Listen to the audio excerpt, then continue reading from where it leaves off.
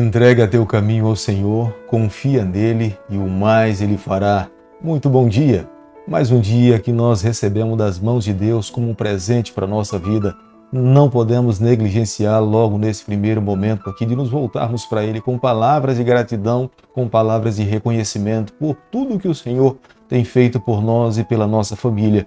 E nesse encontro pessoal que temos com o nosso Deus, queremos também fazer um convite a Ele que nos acompanhe, que nos abençoe, que envie os seus anjos e que esteja conosco em toda a nossa trajetória.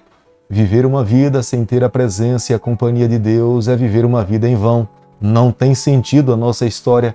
É a razão pela qual logo nas primeiras horas nós o convidamos para que esteja conosco, não apenas nesse dia, mas em toda a nossa trajetória.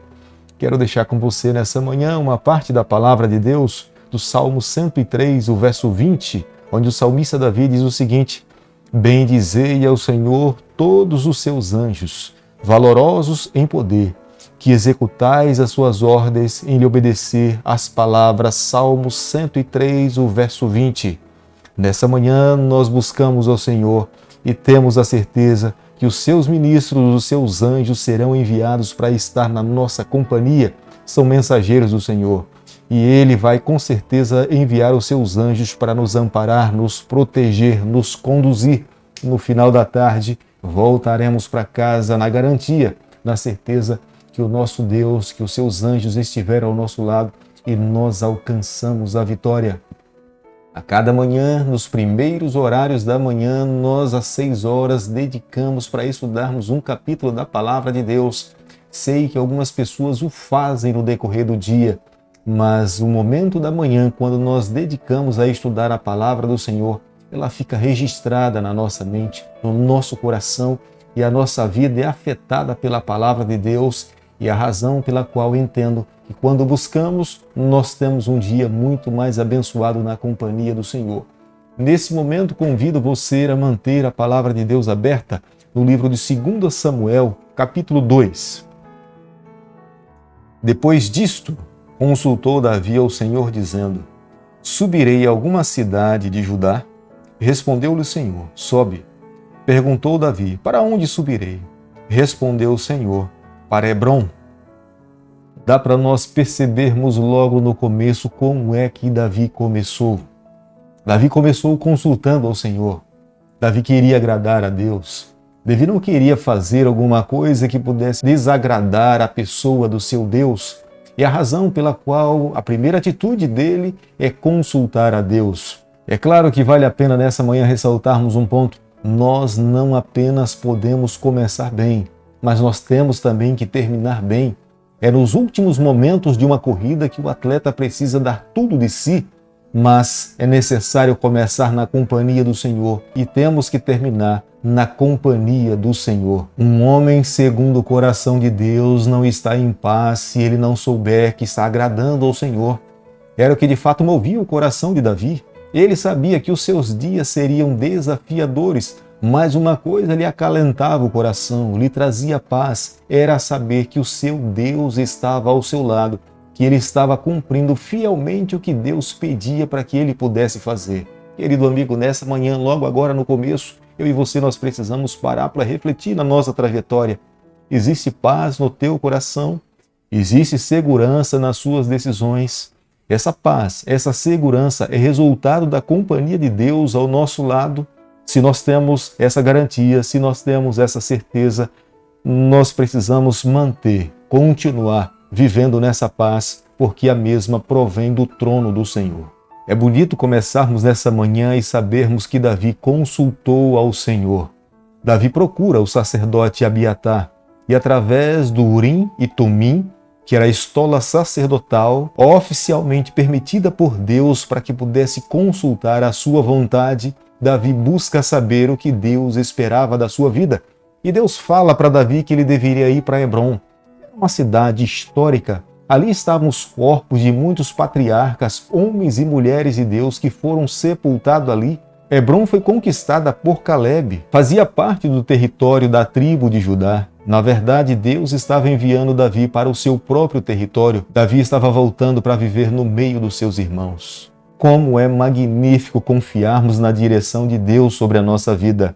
Estrategicamente, Deus estava permitindo que Davi voltasse para a sua tribo de origem, porque ali ele seria abraçado pelos seus irmãos de sangue. E posteriormente, como era uma tribo forte, Davi teria condições de conquistar o coração sob a liderança de outras tribos. Abner era comandante do exército de Saul. Ele era o terceiro homem depois de Saul. Entre eles estava apenas Jonatas, mas era um comandante forte no reinado de Saul. Abner era superior a Joabe, que era comandante do exército de Davi em todas as áreas. Era muito superior nas suas habilidades e na sua liderança. Isbosete era filho de Saul. Isbosete também era conhecido como Ebaal, que o significado do seu nome quer dizer homem de Deus, mas Ibosete, o significado desse nome significa homem de vergonha, representando a forma vergonhosa como ele morreu. Abner era o comandante do exército de Saul.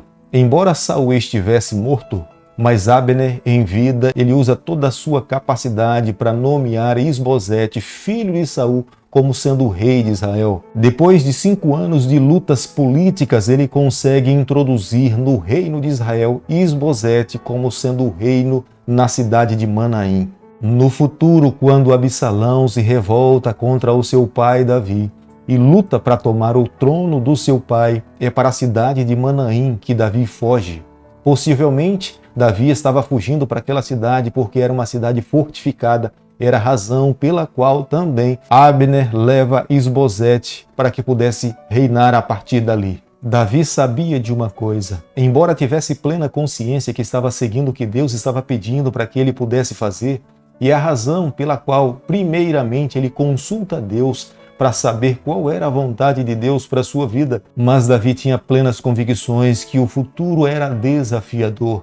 A nação de Israel estava dividida. Abner sonhava que Isbosete se tornasse rei de Israel, sendo que Davi e Abiatar, ao ouvir o conselho de Deus, Deus queria tornar Davi o rei do seu povo. Mas para alcançar esse objetivo, Davi sabia que muitos desafios teriam que ser ultrapassados. Somente vivendo uma vida dependente no Senhor, confiante na mão divina, é que ele conseguiria alcançar tamanho objetivo. Azael era um jovem talentoso que servia Davi. Era sobrinho de Davi, filho da sua irmã Zeruia, mas ele confiava mais no seu talento do que no conselho do comandante Abner. Em vez de Azael promover a unidade dentro do reino de Israel, Azael promovia a desunião. Foi através da sua atitude precipitada que Azael trouxe grande derramamento de sangue entre os dois exércitos, o exército de Abner e o exército de Joabe. Abner, como era muito querido pelo povo de Deus e extremamente talentoso, respeitado pela sua liderança, ao ser perseguido por Azael, ele mata Azael. E Joabe se torna vingador de sangue de Azael, sendo que Joabe não tinha direito de se tornar vingador de sangue porque a morte de Azael se deu no campo de batalha. E quando alguém morria no campo de batalha, não tinha ninguém para se tornar o seu vingador de sangue. Sabedor da morte de Azael, Joabe e Abisai perseguem a Abner. Eles tinham ciúme de Abner, porque sabiam que Abner era extremamente querido pelo povo de Deus.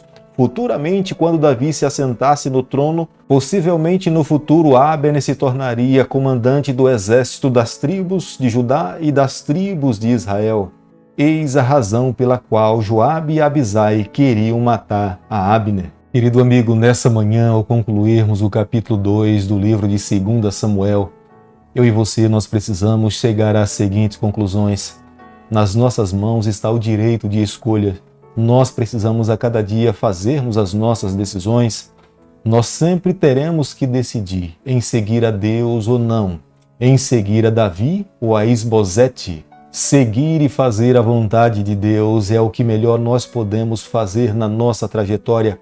Quando nós seguimos ao Senhor, nós podemos viver em paz. É uma paz que não provém do coração humano, é uma paz que não provém das ações humanas, é uma paz que provém do reino celestial, é uma paz que inunda o nosso coração, independe das circunstâncias que nós possamos estar vivendo em nossa vida. Há quantas pessoas que estão no leito da morte, mas estão em paz com Deus e estão vivendo os momentos mais tranquilos da sua vida. Há outras pessoas que estão vivendo no palácio, mas sem ter a paz do Senhor, estão vivendo uma vida aflitiva. Por isso que quando nós escolhemos fazer a vontade de Deus, a paz do céu invade a nossa vida. Há um segundo conselho para nós nesse capítulo também. Davi conseguia amar os seus inimigos.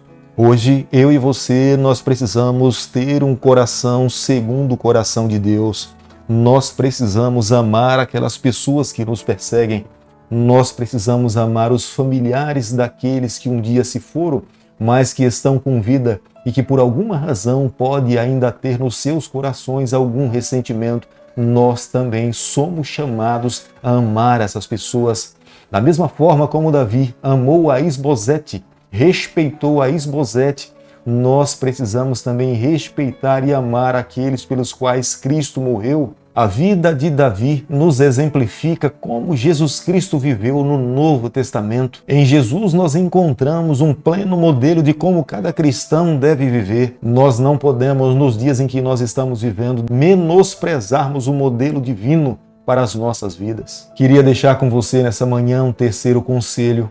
Não faça nada, não construa nada, não compre nada, não tome uma decisão mais importante na sua vida sem que você tenha certeza que Deus aprova a sua decisão. Davi começa reinando consultando ao Senhor e Deus lhe responde: é para Hebrom que você deve ir. E Davi obedece à voz do Senhor. Portanto, se você vai comprar hoje, consulte ao Senhor. Se você precisa fazer uma mudança, consulte ao Senhor. Se você vai construir uma família, consulte ao Senhor. Se é alguma outra decisão, importante ou menos importante, não menospreze a orientação do Senhor. Deus está aberto a abençoar a nossa vida, mas Ele espera que os seus filhos vivam uma vida de obediência, tenham a Ele como sendo soberano sobre a sua vida. Ele não pode ser o primeiro, Ele tem que, na verdade, ser o único e exclusivo sobre a nossa vida. Por isso que nessa manhã, nesse momento, eu convido a você para que nós possamos clamar por Ele, para que Ele governe sobre a nossa vida por completo. Querido Pai, nas Tuas mãos, nessa manhã, nós nos colocamos, confessamos as nossas falhas, abrimos o nosso coração, permitimos que o Senhor nos conduza, é o nosso pedido, é a nossa oração, e nós fazemos em nome de Jesus. Que o Senhor te abençoe e te guarde, que Ele faça resplandecer o seu rosto sobre você, que Ele tenha misericórdia de você, que sobre você, nessa manhã, Ele levante o seu rosto e conceda a sua paz, em nome de Jesus. Amém.